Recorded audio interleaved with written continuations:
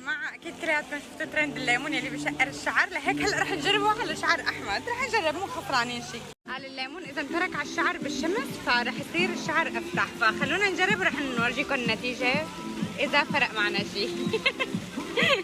حبيبي شو حاسس والليمون على راسك؟ بس صار على راسي. عيوني صار فيها ليمون. أهم شيء بذر الليمون اللي انتشر فيه. طبعا انا ما رح اجربه على شعري لانه ممكن يعمل جفاف، لهيك رح نشوف النتيجه وبعدين نجرب. طبعا بذر الليمون ما رح يفيدكم بشيء، لهيك فيكم تشيلوه.